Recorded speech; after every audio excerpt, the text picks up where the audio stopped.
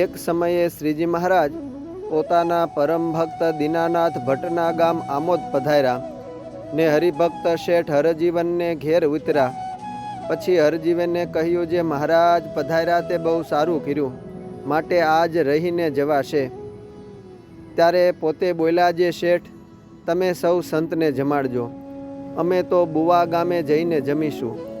એમ કહીને ગુલાબભાઈ મોટાના ઉતારે મેળી ઉપર થોડુંક પોઢીને ચાલ્યા.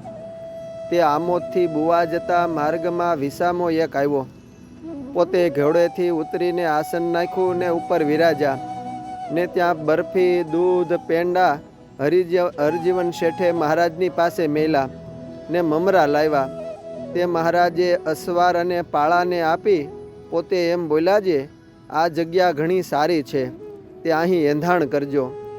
એમ શેઠને કહીને ચરણારવિંદ શેઠની છાતીમાં દઈને પછી ઘોડે અસવાર થઈને ચાલ્યા. તે રસ્તામાં નાગમલે પૂછ્યું, જે મહારાજ આ તે શું ખાવાનું તમે આપ્યું? પછી મહારાજ બોલ્યા, જે એ તો મમરા છે.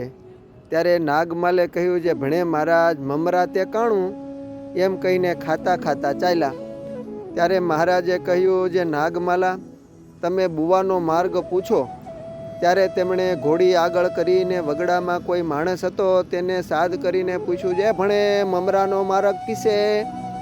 ત્યારે સુરા ખાચરે નાગમાલાને કહ્યું, જે નાગમાલા ભણે તારો મૂંડો એ મમરાનો માર્ગ, તને બુવાના કેળાનું પૂછવા મેલો ને તું મમરાનો માર્ગ કિસે પૂછતો છે?